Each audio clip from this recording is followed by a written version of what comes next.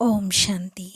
ఈరోజుటి మురళిలోని వరదానము శుద్ధ సంకల్పాల వ్రతము ద్వారా వృత్తిని పరివర్తన చేసుకునేటువంటి హృదయ సింహాసనాధికారి భవ. బాప్దాద యొక్క హృదయ సింహాసనం ఎంత పవిత్రమైనది అంటే ఆ సింహాసనం పైన సదా పవిత్రమైన ఆత్మలే కూర్చోగలుగుతారు. ఎవరి సంకల్పాలలో అపవిత్రత అంటే అమర్యాద వచ్చేస్తుందో వారు సింహాసనాధికారికి బదులుగా దిగజారేటువంటి కలలో క్రిందకి వచ్చేస్తారు. కాబట్టి మొదట శుద్ధ సంకల్పం యొక్క వ్రతము ద్వారా తన వృత్తిని పరివర్తన చేసుకోండి.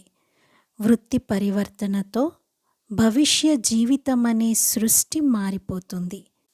శుద్ధ సంకల్పము లేక దృఢ సంకల్పం అనే వ్రతం యొక్క ప్రత్యక్ష ఫలమే సదాకాలికం కోసం బాప్దాద యొక్క హృదయ సింహాసనాధికారిగా చేస్తుంది.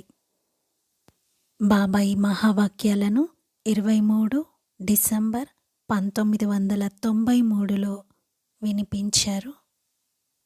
ఏదైనా దృఢ సంకల్పం యొక్క వ్రతం తీసుకోవడం అంటేనే వృత్తిని పరివర్తన చేయటము. భక్తులు కూడా వ్రతం తీసుకుంటారు. వ్రతం తీసుకోవడము అంటే మనసులో సంకల్పం చేయడం, మరియు వ్రతం పెట్టుకోవడము అంటే స్థూలమైన రీతిలో పథ్యం పాటించడం. అది ఆహార పానీయాల విషయమైనా కావచ్చు, లేక వ్యవహారము నడవడిక విషయంలో అయినా కావచ్చు. కానీ రెండిటి లక్ష్యము వ్రతం ద్వారా వృత్తిని పరివర్తన చేయటమే. మన వ్రతము పవిత్రతకు చెందినది. ఈ పవిత్రత వ్రతం తీసుకొని వృత్తిని మనం శ్రేష్టంగా తయారు చేసుకోవాలి. సర్వ ఆత్మల పట్ల నా వృత్తి ఎలా ఉంది? బాయి ఆత్మిక సోదర భావమే ఉందా? నా మనోవృత్తిలో ఈ సోదర భావం ప్రతి కర్మలోనూ కనిపిస్తూ ఉందా? అందరినీ నేను సోదర బ్రాహ్మణ ఆత్మగా చూస్తూ ఉన్నానా? ఈ వ్రతం ఎంతవరకు నేను పక్కా చేసుకున్నాను అనేది చూసుకోవాలి. పవిత్రత బ్రాహ్మణ జీవితానికి పునాది. మరి ఈ పునాదిని మనము ఎంత దృఢంగా చేసుకుంటే, ఎంత పవిత్రత పునాది స్థిరంగా అచలంగా ఉంటే అంత ప్రాప్తిని పొందగలుగుతాము. అయితే పవిత్రత అంటే కేవలం బ్రహ్మచర్య వ్రతం కాదు.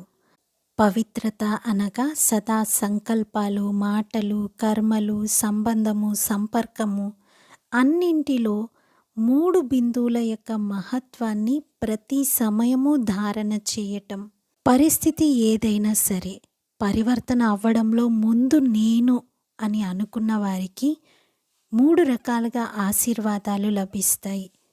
స్వయానికి స్వయం కూడా ఆశీర్వాదాలు లభిస్తాయి, సంతోషం కలుగుతుంది. రెండవది బాబా ద్వారా ఆశీర్వాదాలు లభిస్తాయి. మూడవది శ్రేష్ఠ ఆత్మలు బ్రాహ్మణ పరివారం ద్వారా కూడా ఆశీర్వాదాలు లభిస్తాయి. అంటే ఈ విధంగా ప్రత్యక్ష ఫలము వారికి లభించడంతో వారు బాబా యొక్క హృదయ సింహాసన అధికారిగా అవుతారు. ఇప్పుడు ప్రకృతి మరియు మనుష్యాత్మలను పరివర్తన చేయటానికి తమ వైబ్రేషన్లను మరియు వృత్తిని శక్తిశాలిగా చేసుకోవాలి.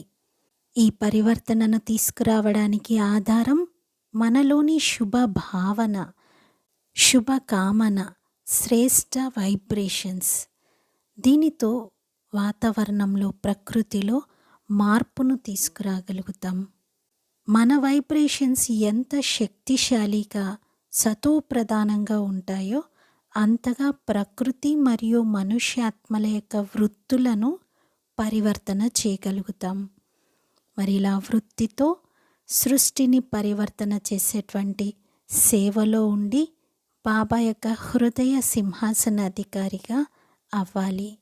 ఈరోజు స్లోగన్లో బాబా చెప్పారు, ఎక్కడైతే సర్వశక్తులు తోడై ఉంటాయో అక్కడ నిర్విఘ్నంగా సఫలత ఉండే ఉంటుంది. సర్వశక్తులు ఉన్న చోట సఫలత కూడా తప్పనిసరిగా నిర్విఘ్నంగా లభిస్తుంది. ఓం శాంతి.